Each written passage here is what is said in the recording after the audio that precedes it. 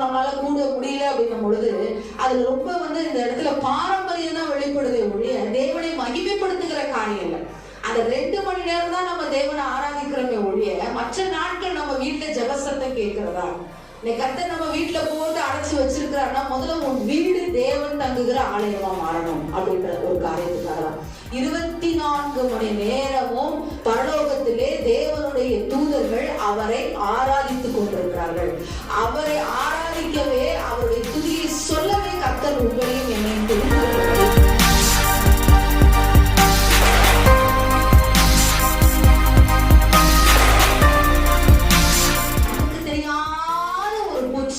கண்ணுக்கு தெரியாத ஒரு வைரஸ் உங்களெல்லாம் அப்படியே நம்மளை கொண்டிருக்கு, நம்ம உலகத்தையே அழிச்சிட்டு இருக்கு அப்படின்னும் போது அந்த நாட்டு நம்மளதான் கேட்பாங்க, நிறைய பேர் கேட்பாங்க, தேவன் ஆவியா இருக்கிறார், தேவன் ஆவியா இருக்கு, எங்க கண்ணுக்கு தெரியாத கடவுளை நீ எல்லாம் வணங்கிட்டு இருக்கு, என்ன ஒரு முட்டாள்தனமான ஒரு மார்க்கெட்டான அநேகர் சொல்லுவாங்க.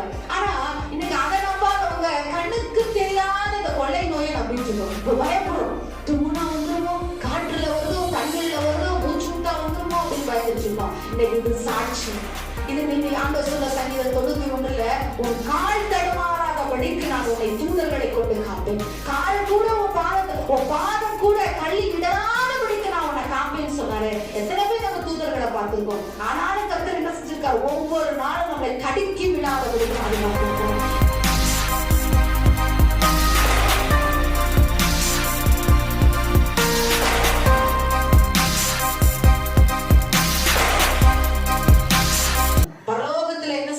தூதர்கள் 24 மணி நேரம் தேவனை ஆராதித்துக் கொண்டிருக்கிறார்கள். அப்ப நம்ம ஏன் இந்த ஆராதனை ரொம்ப கவலைப்படுறோம்? ஆராதனை நடத்த முடியல, ஞாயிற்றுக்கிழமை நம்மளால கூட முடியல அப்படின்னும் பொழுது அதுல ரொம்ப இந்த இடத்துல பாரம்பரியம் தான் வெளிப்படுதே ஒழிய தேவனை மகிமைப்படுத்துகிற காரியம் இல்லை. அந்த 2 மணி நேரம் தான் நம்ம தேவனை ஆராதிக்கிறோமே ஒழிய மற்ற நாட்கள் நம்ம வீட்டுல ஜெபசத்தை கேட்கிறதா? கர்த்தர் நம்ம வீட்டுல போட்டு அடைச்சு வச்சிருக்கிறாருன்னா முதல்ல உன் வீடு தேவன் தங்குகிற ஆலயமா மாறணும் அப்படின்ற ஒரு காரியத்துக்காக தான் 24 மணி நேரமும் பரலோகத்திலே தேவனுடைய தூதர்கள் அவரை ஆராதித்துக் கொண்டிருக்கிறார்கள். அவரை ஆராதிக்கவே, அவருடைய துதியை சொல்லவே கர்த்தர் உங்களையும் என்னையும் தெரிந்து கொண்டபடினாலே நாம் செய்ய வேண்டிய காரியம், ஆண்டவரை எந்த நாளும் ஸ்தோத்தரிக்கணும். அவரை ஸ்தோத்தரிக்கும்படியாக நம்முடைய இருதயம் செம்மையானதாக இருக்க வேண்டும் என்று சொல்லி அவர் விரும்புகிறார். இதனால நாம் எடுத்து வாசிப்போம். ஆதியாகம புத்தகம் 17வது அதிகாரம் 10-11 வசனங்கள். எனக்கும் உங்களுக்கும் உனக்கு பின்வரும் உன் சந்ததிக்கும் நடுவே உண்டாகிறதும் நீங்கள் கைக்கொள்ள வேண்டியதுமான என் உடன்படிக்கை என்னவென்றால், உங்களுக்குள் பிறக்கும் சகல ஆண் பிள்ளைகளும் விருத்த சேதனம் பண்ணப்பட வேண்டும் என்று சொல்கிறார். எனவே விருத்த சேதனம் என்பது அந்த இடத்துல 11வது வசனத்துல சொல்லுகிறார், உங்கள் நுனித்தோலின் மாம்சத்தை விருத்த சேதனம் பண்ண கடவீர்கள், அது எனக்கும் உங்களுக்கும் உள்ள உடன்படிக்கைக்கு அடையாளமாய் இருக்கிறது என்று சொல்லுகிறார். அதே காரியத்தை கர்த்தர் 14வது வசனத்துல சொல்றார், நுனித்தோலின் மாம்சம் விருத்த சேதனம் பண்ணப்படாது இருக்கிற நுனி தோளுள்ள ஆண் பிள்ளையா இருந்தால் அந்த ஆத்துமா என் உடன்படிக்கையை மீறினபடியினால் என் ஜனத்தில் இராதபடிக்கு அறுப்புண்டு போவான் என்று சொல்லி கர்த்தர் சொல்லுகிறார். ஆபிரகாமோடு தேவன் பேசின காரியம், உன் வீட்டிலே பிறக்கிற எந்த ஆண் பிள்ளையும், உன் வீட்டுல வேலை செய்யற எந்த ஆண் பிள்ளையும் என்ன செய்யணும்? விருத்த சேதனம் பண்ணப்பட வேண்டும். இது உனக்கும் எனக்கும் நடுவாக இருக்கிற ஒரு உடன்படிக்கை என்று சொல்லுகிறார். அந்த உடன்படிக்கையை மீறி எந்த மனுஷனுடைய அந்த சரீரத்துல நுனித்தோலின் மாமிசம் இருக்கிறதோ அவன் என்ன செய்யப்படுவானா, தேவனுடைய சமூகத்தில் நின்று அவருடைய பிள்ளையா இராதபடிக்கு ஐயோ கர்த்தர் சொல்றார், அவனை நான் அறுப்புண்டு போக பண்ணுவேன் என்று சொல்லி கர்த்தர் சொல்லுகிறதை பார்க்கிறோம். இந்த நாளில அவர் விருத்த சேதனத்தை குறித்து சொல்லுகிறார். இது என்ன, நாம் புதிய ஏற்பாட்டிலே ரோமருக்கு எழுதின நிருபத்திலே பவுல் எழுதும் பொழுது சொல்லுகிறார், 2வது அதிகாரத்திலே சொல்லுகிறார், இருதயத்தில் உண்டாகும் விருத்த சேதனம் என்று சொல்லுகிறார்.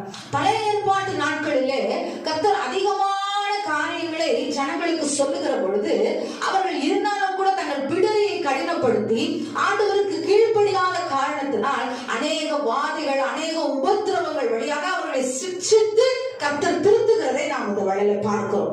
அந்த இடத்துல சொல்ல என் உடன்படிக்கை, இந்த விருத்த சேதனம் என்பது என் உடன்படிக்கை என்று சொல்லி கர்த்தர் ஆபிரகாமோடு பேசினார். அது உண்மைதான். ஆனால் இந்த நாட்களிலே கர்த்தர் சொல்லுகிற காரியம், இந்த விருத்த சேதனத்தை குறித்து நாம் வாசிக்கிற பொழுது உபாகம் 10:16 நாம் வாசிக்க முடியும். இனி உங்கள் பிடரியை கடினப்படுத்தாமல் உங்கள் இருதயத்தின் நுனித்தோலை விருத்த சேதனம் பண்ணுங்கள். உங்கள் இருதயத்தின் நுனித்தோலை என்ன செய்யுங்கள்? விருத்த சேதனம் பண்ணுங்கள் என்று சொல்லுகிறார். உபாகமம் 10வது அதிகாரம் 16வது வசனம். ஆகையால் நீங்கள் இனி உங்கள் பிடரியை கடினப்படுத்தாமல் உங்கள் இருதயத்தின் நுனித்தோலை விருத்த சேதனம் பண்ணுங்கள். ஏன் விருத்த சேதனம் பண்ணும்படி ஆண்டவர் சொல்லும் பொழுது 12-13 வசனங்களை வாசிக்கும் பொழுது கர்த்தர் சொல்லுகிறார், நான் இன்று உனக்கு கற்பிக்கிற கர்த்தருடைய கற்பனைகளையும் அவருடைய கட்டளைகளையும் உனக்கு நன்மை உண்டாகும்படி கை கொள்ள வேண்டும் என்பதே அல்லாமல் வேற எதை உன் தேவனாகிய கர்த்தர் உன்னிடத்திலே கேட்கிறார் என்று சொல்லுகிறார். கர்த்தருக்கு பயந்து அவருடைய கற்பனைகளை கை கொள்ள வேண்டும், அவரை முழு ஆத்துமாவோடு முழு இருதயத்தோடு தேவனாகிய கர்த்தரை சேவிக்க வேண்டும், உனக்கு நன்மை உண்டாகும்படிதான் இதெல்லாம் செய்யணும்னு ஆண்டவர் சொல்றாரே ஒழிய அவருக்கு நன்மை உண்டாகும்படி அல்ல.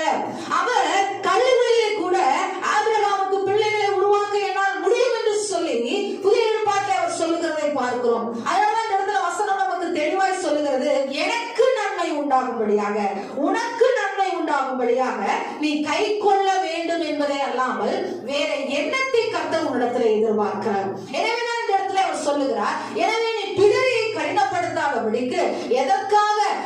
நாம் மற்ற மனுஷரை நாம் பார்த்து இந்த மனுஷர்கள் இப்படியா இருக்கிறார்கள், அந்த மனுஷர்கள் அப்படியா இருக்கிறார்கள், அவர்கள் இப்படித்தானே செஞ்சு பாரம்பரியத்தில் நடக்கிறாங்க, அவங்க இப்படித்தானே இருக்கிறாங்க, அவங்க எல்லா தீய பழக்கங்களும் அவங்கள்ட்ட இருக்கு, என்கிட்ட இருந்தா என்ன அப்படின்னு சொல்லிட்டு மனுஷர்களை பிரியப்படுத்துகிறவர்களாக, மனுஷர்களை பின்பற்றுகிறவர்களாக நாம் இல்லாதபடிக்கு, நாம் பிறரையை கடினப்படுத்தாதபடிக்கு தேவனை பின்பற்றுகிறவர்களாக நாம் இருக்க வேண்டும் என்று சொல்லி கர்த்தர் இந்த நாளிலே நமக்கு சொல்லுகிறார்.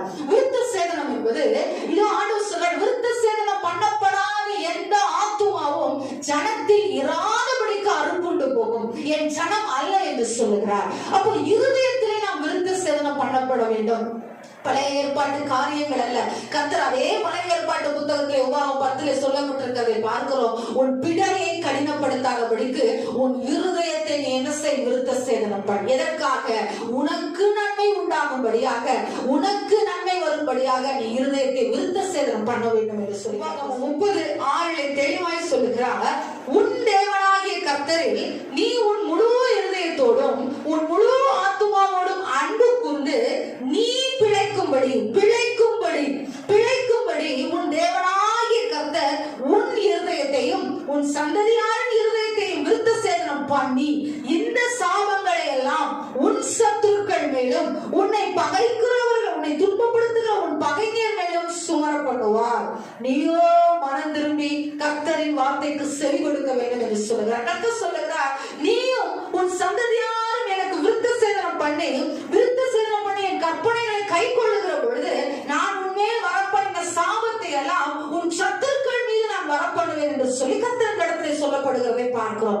அப்ப விருத்த சேதனத்தை குறித்து இருதயத்தின் விருத்த சேதனம் பழைய ஏற்பாட்டை நாம் பார்க்கிறோம். பிறக்கிற ஆண் குழந்தை 8ஆம் நாளில் விருத்த சேதனம் பண்ணப்பட வேண்டும் என்று சொல்லி, எனவேதான் லூக்காஸ் எழுதின சுவிசேஷத்திலே தேவனாகிய கர்த்தர் அவர் பிறந்த உடனே 8ஆம் நாளிலே தேவாலயத்துக்கு கொண்டு வரப்பட்டு சுத்திகரிக்கப்பட்டு அவர் விருத்த சேதனம் பண்ணப்படுகிறதை நாம் பார்க்கிறோம் அந்த இடத்துல. எனவே தேவ ஜனமே, கர்த்தர் விருத்த சேதனத்தை குறித்து நம்மிடத்திலே சொல்லிக் கொண்டிருக்கிறார். இருதயத்திலே நாம் விருத்த சேதனம் பண்ணப்பட வேண்டும் என்று சொல்லுகிறார். இந்த நாளிலே உன் இருதயத்தை கர்த்தர் அந்த நுனித்தோலை கிழித்து உங்கள் இருதயத்திலே நீங்கள் மனம் திரும்பி, வெளியரங்கமான தோற்றம் அல்ல, வெளியரங்கமான வெள்ளையரங்கி தரித்தவர்களாகவோ வெளியரங்கமான ஒரு காரியங்களை சோத்திரமாண்டவர் அல்லேலூயா என்று சொல்லுகிறதுனாலயோ நீங்களும் நானும் பரலோகத்தை எட்டிவிட முடியாது. நான் ஞானஸ்தானம் வாங்கிட்டேன், நான் தேவனை தேடுகிறவன், நான் கரங்களில பைபிள் எடுத்துட்டேன், அதனால கர்த்தர் எனக்கு சொல்லி இருக்கிறார், இதோ நான் தேவனுடைய ராஜ்யத்துக்குள்ள நுழையதான் முடியும். உள்ளுக்குள்ள போறது கர்த்தருடைய கரங்களில் இருக்கிறது. எப்படி அந்த 5 புத்தியில்லாத ஸ்திரீகள் கரங்களில் எண்ணெய் இல்லாதபடியினால அவங்க உள்ளார போறாங்க, ஆனா கதவு அடைக்கப்பட்டாயிற்று. கர்த்தர் சொல்றாரு, நான் உன்னை அறியேன் என்று சொல்லுகிறார். அப்படிப்பட்ட சூழ்நிலை வரக்கூடாது நமக்கு. அப்படியாய் கூட நம்முடைய இந்த உலகபூர்வமான வாழ்க்கை பரலோக வாழ்க்கையை கிட்டி சேர முடியாதபடிக்கு கெடுத்து விடக் கூடாது என்று சொல்லி அதிலே நீங்கள் ஜாக்கிரதையா இருக்க வேண்டும். எனவே நான் கர்த்தர் சொல்லுகிறார், உன் இருதயத்தின் நுனித்தோலை இந்த நாளிலே கிழித்து விடு. உன் இருதயத்தை நீ விருத்த சேதனம் பண்ணும். எந்த காரியத்திலே நீ மனம் திரும்ப வேண்டுமோ அந்த காரியத்திலே நீ மனம் திரும்ப வேண்டும். எந்த பாவ பழக்கத்தை நீ விட வேண்டுமோ அந்த பாவ பழக்கத்தை நீ விட வேண்டும் என்று கர்த்தர் சொல்லுகிறார். இந்த இடத்துல நம்ம வாசிக்கிறோம், மோசேக்கு கர்த்தர் சொல்லுகிறார், யாத்ராகம புத்தகத்திலே அவன் சொல்லுகிறான் ஒரு வார்த்தை, நான் அசுத்த உதடுள்ளவன், நான் என்னுடைய உதடு விருத்த சேதனம் இல்லாத உதடு, நான் எப்படி இந்த இஸ்ரவேல் ஜனங்களோடு பேசுவது என்று சொல்லி யாத்ராகமம் 6வது அதிகாரம் 12வது வசனத்திலே அவன் சொல்லுகிறான். 12வது வசனம் சொல்லுகிறார், நாம் வாசிக்கும் பொழுது அந்த இடத்துல சொல்லப்பட்டிருக்கிறது, இஸ்ரவேல் ஜனங்களே எனக்கு செவி கொடுக்கவில்லையே, பார்வோன் எனக்கு எப்படி செவி கொடுப்பான் என்று சொல்லி அந்த இடத்துல அவர் சொல்லுகிற பொழுது அவரை குறித்தே அவர் காரியத்தை சொல்லுகிறார், நான் விருத்த சேதனம் இல்லாத உதடுள்ளவன் என்று சொல்லி கர்த்தருடைய சன்னிதானத்தில் நின்று அவர் சொல்லுகிறார். கர்த்தரிடத்தில் மோசேயை பார்த்து கர்த்தர் பேசுகிற பொழுது மறுமொழியாக அவர் சொல்லுகிறார், என்னால என்ன செய்ய முடியாது, இந்த ஜனங்கள்கிட்ட பேச முடியாதுப்பா, நான் விருத்த சேதனம் இல்லாத உதடுள்ளவன். அதையெல்லாம் 30வது வசனத்திலே அவர் சொல்லுகிறதை நாம் பார்க்கிறோம். ஆனால் அதே புத்தகத்திலே யாத்ராகமத்திலே 4வது அதிகாரம் 11வது வசனத்திலே கர்த்தர் அவனுக்கு ஒரு பதிலை கொடுக்கிறார். என்ன சொல்லுகிறார் என்று சொல்லி பார்க்கும் பொழுது 4வது அதிகாரம் 11வது வசனத்திலே நாம் வாசிக்கும் பொழுது, அப்பொழுது கர்த்தர் அவனை நோக்கி, மனுஷனுக்கு வாயை உண்டாக்கினவர் யார்? ஊமையையும் செவிடனையும் பார்வையுள்ளவனையும் குருடனையும் உண்டாக்கினவர் யார்? கர்த்தராகிய நான் அல்லவோ? ஆதலால் நீ போ, நான் உன் வாயோடு இருந்து நீ பேச வேண்டியதை உனக்கு போதிப்பேன் என்றார். மோசே தேவ சமூகத்திலே அவன் கர்த்தரோடு பேச துணிந்த அவன் பார்வனோடு பேசுவதற்கு பயப்படுகிறதை பார்க்கிறோம். ஐயா, நான் என்னுடைய வாய் விருத்த சேதனம் இல்லாத உதடு, என் முதல் நான் எப்படி பேசுவேன் என்று சொல்லுகிறார். ஆனா கர்த்தர் அவனுக்கு 4வது அதிகாரத்தில் சொல்ல, நீ போ, நான் தானே வாயை உண்டாக்குனேன், ஊமையனையும் குருடனையும் படைத்தது நான் தானே, நீ போ, நான் உன் வாயோடு வாயா இருந்து பேசுவேன் என்று சொல்லுகிறார். ஆனால் அவர் மறுபடியும் என்னால் பேச முடியாது என்று சொல்லுகிற பொழுது கர்த்தர் அவனுடைய வாயாக ஆரோனை அனுப்புகிறதை பார்க்கிறோம். கர்த்தர் அவன் சொல்லுகிற காரியத்தை ஜனங்களிடத்துல போய் பேசும்படியாக, ஆரோனிடத்துல போய் பார்வோனிடத்துல பேசும்படியாக கர்த்தர் ஆரோனை தெரிந்து கொண்டதை பார்க்கிறோம். இந்த மோசே கர்த்தர் சொல்லுகிற பொழுது உன்னால பேச முடியும் அப்படின்னு கர்த்தர் சொல்லுகிற பொழுது அவன் தன்னை மாற்றிக்கொண்டு, நான் செய்கிறேன், என் வாயை கர்த்தர் விருத்த சேதனம் பண்ணிவிட்டார் என்று சொல்லி அவன் நிச்சயமாக உணர்ந்து அவனே இந்த ஜனங்களை வழிநடத்தி இருந்தார் மற்ற எல்லா பொல்லாப்பிற்கும் தவிர்த்திருக்கலாம். இதே தான் ஏசாயாவும் சொல்லுகிறார், நான் அசுத்த உதடுள்ளவன், நான் எப்படி பேச முடியும் என்று சொல்லி கர்த்தர் என்ன செய்கிறார், அவனுடைய நாவை தொடுகிறார். அக்கினினாலே அவன் நாவை தொட்டு அதை ஆசீர்வதிக்கிறதை பார்க்கிறோம். பிற்பாடு அவர் தீர்க்க தரிசனம் உரைக்கிறதை நாம் வாசிக்கிறோம் ஏசாயா புத்தகத்திலே. இன்றைக்கு தேவ ஜனமே, நான் அசுத்த உதடுள்ளவன், நான் விருத்த சேதனம் இல்லாதவன், நான் நல்லவன் அப்படின்னு சொல்லுகிறதை பார்க்கிறோம். கர்த்தர் உனக்கு எழுதி கொடுத்திருக்கிற வேத வசனமாகிய மகத்துவங்கள் என்ன சொல்லுகிறது? உலகம் உன்னை பாவியாக நியாயத்திருக்கிறது, கர்த்தரோ உன்னை நீதிமானாக பார்த்து கொண்டிருக்கிறார்.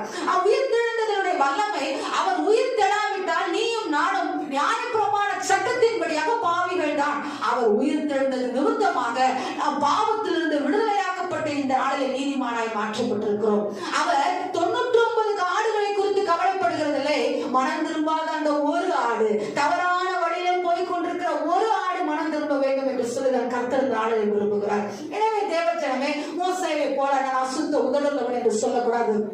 மாறாக தாவீது சொல்லுகிறார் பாருங்கள். அந்த இடத்திலே தாவீதை குறித்து சொல்லும் பொழுது 1 சாமுவேல் புத்தகம் 17வது அதிகாரம் 26வது வசனத்திலே பெலிஸ்தீனுடைய தலைவனாகிய கோலியாத் வந்து அவன் முன்பாக நிற்கும் பொழுது அவன் சொல்லுகிறான், இந்த விருத்த சேதனம் இல்லாத பெலிஸ்தீன் என்னோடு எப்படி போர் செய்ய முடியும்? அவனை வீழ்த்துவதே என்னுடைய காரியம்.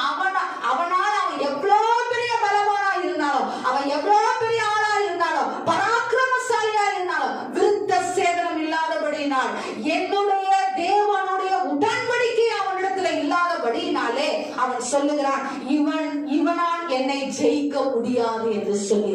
எனவே தேவ ஜனமே, அந்த தாவீதுக்கு இருந்த ஒரு அபிஷேகம் எனக்குள்ளே இருக்க வேண்டும் என்று சொல்லி கர்த்தர் விரும்புகிறார். கர்த்தருக்கு நாளிலே அவரே நம்மை தாயின் கருவறையிலே உண்டாக்கின தேவன், தாயின் கருவறையிலே நம்மை முன்குறித்த தேவன். தகப்பனை போல அவர் நம்மளை சுமந்து கொண்டு வந்திருக்கிறார். நம்முடைய சூழ்நிலைகள், நம்முடைய காரியங்கள், உங்களுடைய உறவு முறை எல்லாவற்றையும் நீங்கள் வைத்து பார்க்கும் பொழுது நம்ம பார்க்கலாம், தேவன் மாத்திரம், கர்த்தர் மாத்திரம் நம்மளை தேடி வரலனா நம்முடைய வாழ்க்கையுடைய நிலைமை என்னவா இருக்கணும் ஒரு விஷயம் சிந்தித்து பார்க்கணும். குழியில் இருந்து அவர் நம்மளை தூக்கினார், சேற்றில் இருந்து அவர் நம்மளை தூக்கினார், புழுதியாய் கிடந்த நம்மளை தட்டி தூசி தட்டினார், புழுவாய் கிடந்த நம்மளை கர்த்தர் என்ன செய்தார், மாற்றி இருக்கிறார் கோபுரமாக.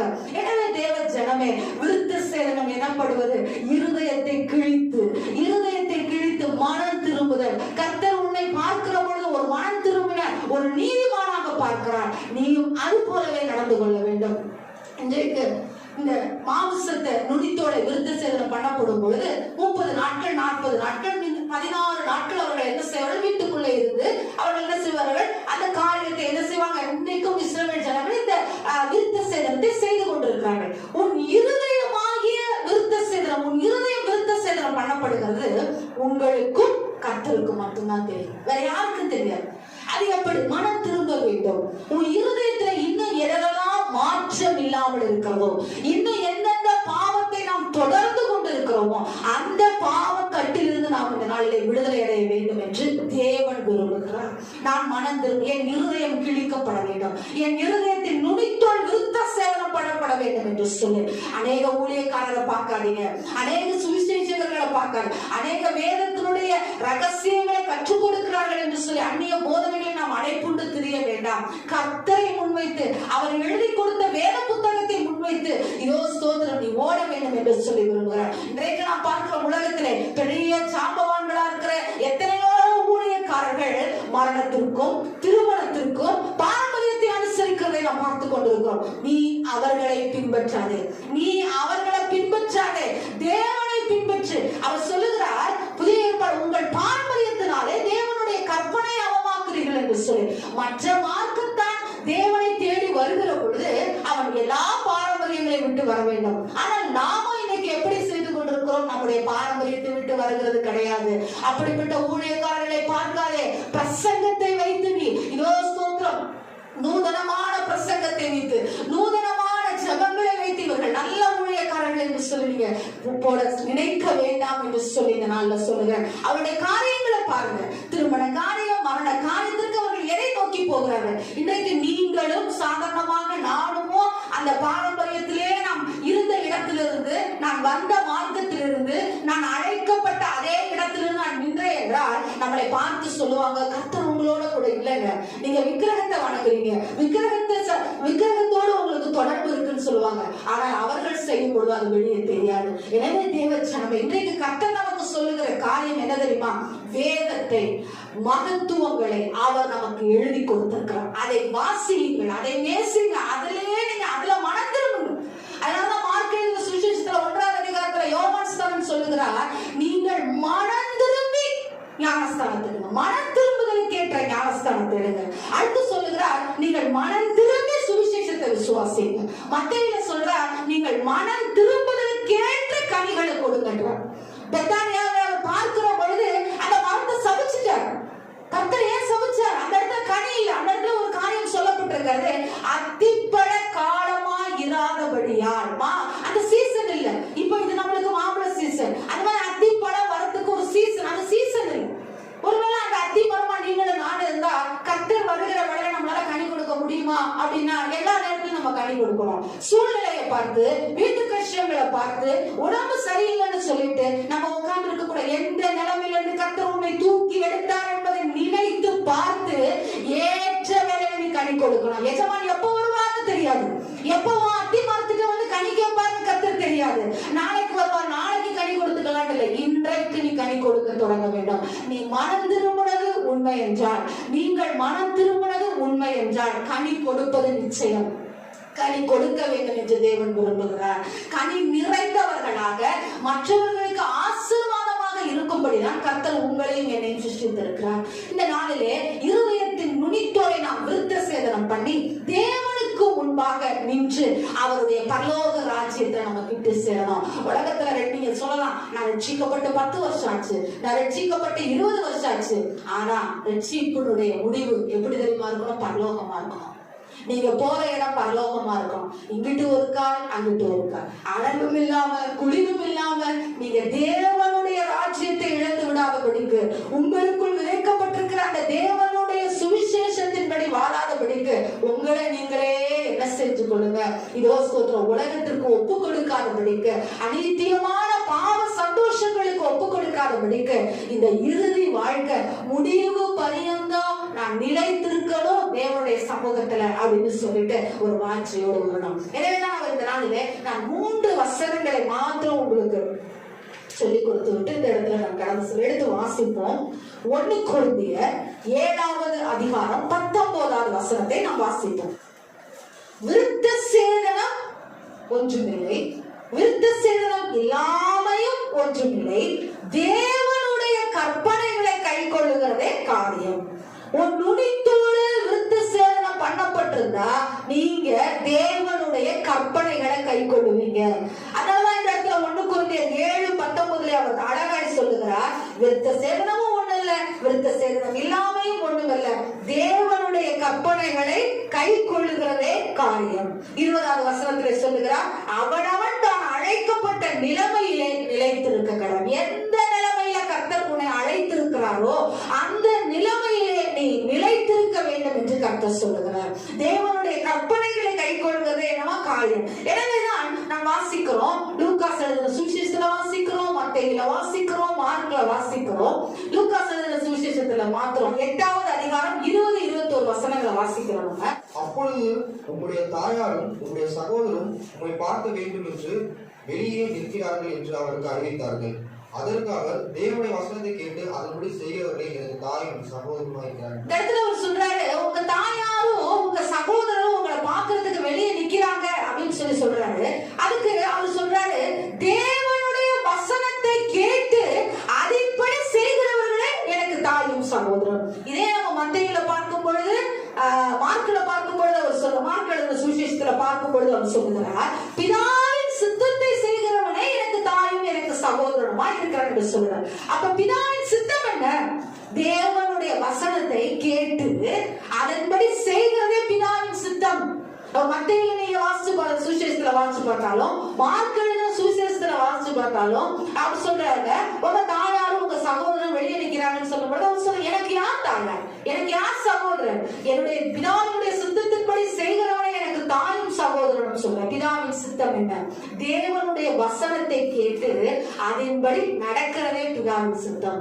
காதல கேட்டுட்டு இந்த 2 மணி நேரம் நல்ல ஸ்தோத்திரம் பண்ணிட்டு அதுக்கப்புறம் ஒரு வாரத்துக்கு நம்ம என்ன செய்ய, டிவி முன்னாடி உட்காந்துட்டு ஒரு வாரத்துக்கு நம்ம பாட தண்ணி அடிச்சு, ஒரு வாரத்துக்கு நல்ல சிகரெட் அடிச்சுட்டு, ஒரு வாரத்துக்கு நல்ல தேவனுக்கு பிரியமில்லாத வார்த்தைகளை பேசிட்டு, நல்ல கும்பலா மற்ற வீட்டு காரியங்களை உட்காந்து பேசிட்டு, கர்த்தருக்கு கிளவி பேச்சு எல்லாத்தையும் பேசிட்டு, நல்லா நம்ம என்ன சாப்பிட்டு தூங்கிட்டு என்ன செய்யறது, அந்த ஒரு நாள் மாத்திரம் வந்து ஆண்டவரே சோத்திரம் சோத்திரம் சோத்திரம் என்று சொல்லுகிற காரியங்கள் ஆண்டவருடைய வசனத்தை கேட்டு அதன்படி செய்யணும். வசனத்தை நீங்க கேக்குறீங்க, அதன்படி செய்றீங்களா இல்லையான்றது உங்களுக்கும் கர்த்தருக்கு மட்டும் தெரியும். எப்படி இந்த நாள்ல கண்ணுக்கு தெரியாத ஒரு பூச்சி, கண்ணுக்கு தெரியாத ஒரு வைரஸ் உங்களெல்லாம் அப்படியே நம்மளை கொண்டு இருக்கு, நம்ம உலகத்தையே அழிச்சிட்டு இருக்கு அப்படின்னும் போது இந்த அந்த நாட்டு நம்மளதான் கேட்பாங்க, நிறைய பேர் கேட்பாங்க, தேவன் ஆவியா இருக்கிறார், தேவன் ஆவியா இருக்கு, எங்க கண்ணுக்கு தெரியாத கடவுளை நீ எல்லாம் வணங்கிட்டு இருக்கு, என்ன ஒரு முட்டாள்தனமான ஒரு மார்க்கத்தான அநேகர் சொல்லுவாங்க. ஆனா இன்னைக்கு அதை நம்பாதவங்க கண்ணுக்கு தெரியாத இந்த கொள்ளை நோயை நம்பிட்டு இருக்கோம். இப்ப பயப்படுறோம், தும்முனா வந்துருமோ, காற்றுல வருதோ, கண்ணில வருதோ, மூச்சு விட்டா வந்துருமோ அப்படின்னு பயந்துட்டு இருக்கோம். இன்னைக்கு இது சாட்சி. இது நீங்க ஆண்டவர் சொன்ன சங்கீதம் 91 உன் கால் தடுமாறாதபடிக்கு நான் உன்னை தூதர்களை கொண்டு காப்பேன், கால் கூட உன் பாதம் கூட கள்ளி விடாதபடிக்கு நான் உன்னை காப்பேன்னு சொன்னாரு. எத்தனை பேர் நம்ம தூதர்களை பார்த்திருக்கோம். ஆனாலும் கர்த்தர் என்ன செஞ்சிருக்காரு, ஒவ்வொரு நாளும் நம்மளை கடுக்கி விடாதபடி பாதுகாத்திருக்கிறார். இன்றைக்கு இந்த கொள்ளை நோய் நமக்கு கண்ணுக்கு தெரியாது, அது மாதிரி நீங்க மன திரும்புகிற காரியம் ஆனா தேவனுக்கு தெரியும். கொள்ளை நோய் அனுப்புறதும், தேசத்துல பஞ்சத்தை அனுப்புறதும், தேசத்துல இருந்து தேசத்தை ஆசீர்வாதமா வைக்கிறது எல்லாமே அவருடைய கருத்துல இருக்கு.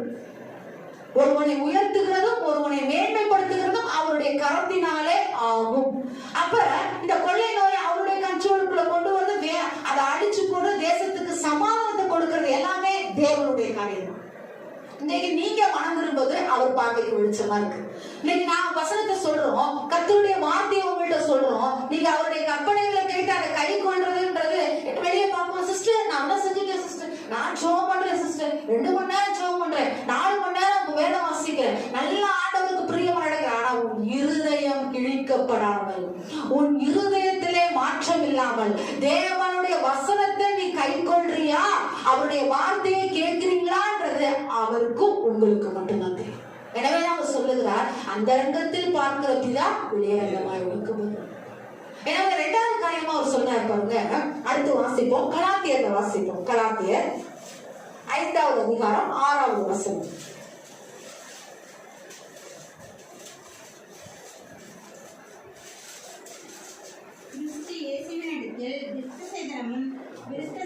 இல்லாமையும் ஒன்றுக்கும் உதவாது, அன்பினால் கிரியை செய்கிற விசுவாசமே உதவும். கிறிஸ்து இயேசுவிடத்தில் நீ விருத்த சேதனம் பண்ணாலும் ஒன்றும் பிரச்சனை இல்லை, விருத்த சேதனம் பண்ணாட்டியும் பிரச்சனை இல்லை.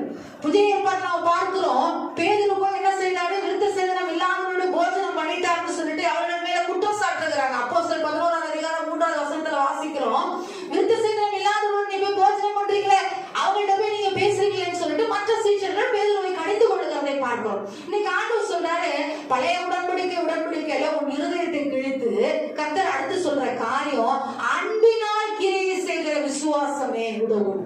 விருத்த சேதனம் ஒன்றுமில்லை, விருத்த சேதனம் இல்லாமையும் ஒன்றுமில்லை கர்த்தர் சொல்லுகிறார். அதே இடத்துல நீங்க அதே கலாத்தியர் அதே 5வது அதிகாரத்துல 14வது வசனத்தை வாசிக்கும் பொழுது, உன்னிடத்து நீ அன்பு கூறுவது போல பிறரிடத்திலும் அன்பு கூறுவாயாக என்கிற ஒரே வார்த்தையிலே நியாயப்பிரமாணம் முழுவதும் நிறைவேறும். சொல்ல, உன்னிடத்தில் நீ அன்பு கூறுவது போல பிறரிடத்திலும் அன்பு கூற வேண்டும். இதுதான் நியாயப்பிரமாணமே, இதுதான் கர்த்தர். ராஜரீக பிரமாணம் கர்த்தர் இது. அப்போ அன்பினால் கிரியை செய்கிறது. நீ நுடித்தோட விருத்த சேதனம் பண்ணாம தேவனுடைய விசுவாசத்தினால அவருடைய ரத்தத்தினால நீங்கள் நானும் நீதிமானாக்கப்பட்டிருக்கிறோம். கர்த்தர் சொல்லுகிறார், அன்பினால் கிரியை செய்கிற விசுவாசம், அன்பினால் கிரியை செய்கிற காரியம். கர்த்தர் சொல்லுகிறார், பூமியில உங்களை நற்கிரியை செய்யும்படிக்கு தான் நான் வச்சிருக்கிறேன். மனுஷன் உங்க நற்கிரியைகளை பார்த்துதான், ஐயோ இவன் தேவ மனுஷன்யா, இவன் உண்மையானவே கிறிஸ்தவன் தான், இவனுடைய நற்கிரியைகள் அதை காட்டுகிறது என்று சொல்ல வேண்டும். இன்னைக்கு ஆண்டவர் நம்ம கிட்ட விரும்புகிற காரியம் பழைய உடன்படிக்கை சட்டம் அல்ல, பாரம்பரியம் இல்ல. யூதர்கள் சொன்னாங்க இல்லையா, ஆசை அவரை பார்த்து கை கழுவாம போஜனம் பண்றீங்களே, கால் கழுவாம போஜனம் பண்றீங்களே, உபவாச நாட்கள்ல உங்க சீஷர்கள் வந்து பயிர்களை நிமிட்டி சாப்பிட்டு இருக்காங்களே, ஓய்வு நாள் செய்ய தகாத சூழ்நிலை கையோட தூக்கி விடுறீங்களே. பாரம்பரியம் அல்ல, பாரம்பரியம் அல்ல. கர்த்தர் நாள்ல சொல்லுகிறார், மனுஷன் தாயா முக்கியம். இன்னைக்கு ஆண்டவர் நமக்கு சொல்லுகிற காரியம் எதுதான் சொல்றாரு, ஓய்வு நாள் மனுஷனுக்காக தான் உண்டாக்கப்பட்டது. மனுஷனுக்காக தான் கர்த்தர் ஓய்வு நாளை உண்டாக்கி இருக்கிறார். ஓய்வு நாள் பெரிய நம்மளோட பழைய ஏற்பாட்டு சட்டத்தின்படியாக யூதர்களை போல நம்ம பெரிய காரியமா நினைச்சு, இன்னைக்கு ஆண்டவர் சொல்லுகிற காரியம், உன் நற்கிரியைகளை பார்த்து நீ மலை மேல் இருக்கிற பட்டனோட மனுஷன் சொல்லுவோம், பூமிக்கு நீ உப்பா இருக்கிறியா, வெளிச்சமா இருக்கிறியா, சாரமற்ற உப்பா இருக்கிறியா, இல்ல மூடி போட்ட விளக்கா இருக்கியான்றதா அது உங்க நற்கிரியைகளை பார்த்ததான். அதனாலதான் இந்த இடத்துல சொல்றாரு, நியாய பிரமாணம் உன்னிடத்தில் உங்களை எப்படி நீங்க குளிப்பாட்டி, உங்களை எப்படி நீங்க உங்க வாய்நாடு காலில் எழுந்திரிச்சு பல்லெல்லாம் விளக்கி நல்ல தலை முடி வளரணும், நல்லா இருக்கணும், எனக்கு சொட்ட விடக்கூடாது, வழுக்க விடக்கூடாது அப்படின்னு எவ்வளவு ஹேர் ஆயில் போட்டு என்ன செய்யறோம், முடிய வளர்க்கிறோம், மூஞ்ச கிரீம் போடுறோம், ஃபேஷியல் பண்றோம், அதை பண்றோம், என்னமா பண்ண என்ன செஞ்சுக்கோம், நல்ல பழ வகைகளை சாப்பிட்டுக்கிறோம், நல்லா என்ன செய்யணும், நான் நிறைய தீர்க்காய்ச்சோட இருக்கணும், நான் நல்லா இருக்கணும், என்ன செய்ய முடியும், எல்லாமே செய்வேன், குடும்பம் நல்லா இருக்கும்னு சொல்லிட்டு என்னென்ன காரியங்கள் நம்ம நேசிச்சுக்கிறோம். கர்த்தர் சொல்றாரு, அதெல்லாம் உன்னை நேசிக்கிறது போல நீ பிறரை நேசி. இதுதான் நியாயப்பிரமாணம். உங்களை நேசிக்கிறது போல நீங்க பிறரை நேசிக்க ஆரம்பிச்சீங்கன்னா மாம்சத்தின் கிரியைகள் உங்களிடத்துல வெளிப்படாது. எல்லாரையும் உங்க பிள்ளை, எல்லாரையும் உங்க சகோதரர்கள், எல்லாரையும் உங்க சகோதரிகளை தான் பார்ப்பீங்க. தூஷணமான உதடுகள் நம்ம இடத்துல இருக்காது, தூஷிக்கிற நாவுகள் இருக்காது, இச்சகம் பேசுகிற உதடுகள் நம்ம கிட்ட இருக்காது. இன்னைக்கு ஆண்டவர் சொல்றாரு, பழைய ஏற்பாட்டு சட்டத்தின்படி பாரம்பரியத்தின்படி நீ விருத்த சேதனம் பண்ணாட்டி பரவாயில்ல, பண்ணாலும் பரவாயில்ல. ஆண்டவர் சொல்ற காரியம் என்ன தெரியுங்களா? முதல் சொல்லுகிற தேவனுடைய கற்பனைகளை கை கொள்ளுகிற காரியம். இரண்டாவது காரியமா சொல்லுகிறார், அன்பினால் கிரியை செய்கிற விசுவாசமே உதவும் என்று சொல்லுகிறார். மூன்றாவது காரியமாக அவர் சொல்லுகிறது, வாசிப்போம், கலாத்தியர் 6:15 இதே காரியத்தை சொல்லுகிறார். கிறிஸ்து இயேசுவுக்குள் விருத்த சேதனமும் ஒன்றில்லை, விருத்த சேதனம் இல்லாமையும் ஒன்றுமில்லை, புது சிருஷ்டியே காரியம். கலாத்தியர் 6:15 சொல்லுகிறார், புது சிருஷ்டியே காரியம். விருத்த சேதனம் பண்ணாலும் ஒண்ணு இல்ல, விருத்த சேதனம் பண்ணாலும் ஒண்ணு இல்ல, புது சிருஷ்டியாய் மாறுவதே காரியம். இதுதான் நம்ம வாசிக்கிறோம் 2 கொரிந்தியர் 5:17 ஒருவன் கிறிஸ்துவுக்குள் இருந்தால் அவன் எப்படி இருக்கானா? புது சிருஷ்டியா இருக்கிறான். பழையவைகள் எல்லாம் ஒழிந்து போய் எல்லாம் புதிதாய் மாறின. நான் ஆண்டவருக்குள்ள வந்துட்டேன், நான் தேவனுக்குள்ள இருக்கிறேன்னா, தேவனுடைய கருத்துக்குள்ள நம்ம இருக்கிறோம்னா புது சிருஷ்டியா இருக்கணும், ஒரு புதிய படைப்பா இருக்கணும். நான் முன்னாடி குடிச்சிட்டு இருந்தேன், இன்னைக்கு பாட்ராக் போட்டுட்டு இருக்கேன். முன்னாடி கெட்ட வார்த்தை பேசிட்டு இருந்தேன், இன்னைக்கு கொஞ்சம் கம்மியா பேசிட்டு இருக்கேன். அது மாற்றம் அல்ல. எல்லாவற்றிலும் கர்த்தர் புது சிருஷ்டியா இருக்கும்படிக்குதான் கர்த்தர் உங்களை என்னை அழைச்சிருக்கிறார். புது மனுஷனாக, புதிய ஒரு நான் பரலோகவாசி. இந்த பூமியில எனக்கு கர்த்தர் ஒரு டிக்கெட் கொடுத்து, ஒரு விசா கொடுத்து என்ன செஞ்சிருக்காரு? அமைச்சிருக்கிறார். என்னைக்கு என்ன கூப்பிடுறாரோ, என்னைக்கு என்னோட டிக்கெட் கொடுத்த, என்ன விசா கேன்சல் ஆகும், அன்னைக்கு நான் என்ன செய்யணும்? போயிருப்பாங்க. இந்த உலகத்துல, இந்த உலகம் நிரந்தரம் இல்ல. இந்த உலகத்துல வாழ்கிற நாட்கள் எனக்கு நிரந்தரம் இல்ல.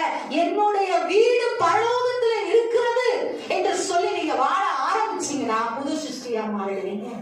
எனக்கு எனக்கு எனக்கு எனக்கு எல்லாம் என்னுடையது என்னுடையது என்ன நான் அப்படின்ற சுயம் இருக்காது உங்ககிட்ட. நான்ற சுயம் உங்ககிட்ட இருக்காது, நான்ற காரியம் உங்ககிட்ட இருக்காது. இன்னைக்கு கர்த்தர் சொல்லுகிற காரியம் அதான் சொல்லுகிறார். இன்னைக்கு நம்ம கிட்ட இன்னைக்கு ஆண்டவர் நம்மளோடு பேசுகிற காரியம் அதுதான், புது சிருஷ்டியாய் மாறும். ஞானஸ்தானத்தின் வழியாக பாவங்களுக்கு மரித்து நீதிக்கு பிழைத்திருக்கிற நீங்களும் நானும் மீண்டும் மீண்டும் பாவம் செய்துகிட்டே இருக்கக்கூடாது. புது சிருஷ்டியா நீங்களும் நானும் மாறணும். நீங்களும் நானும் தேவனுடைய பிள்ளைகளாக மாறணும். கர்த்தருடைய நித்திய வெளிச்சமா நீங்களும் நானும் என்ன செய்யணும்? மாறணும் என்று விரும்புகிறேன்.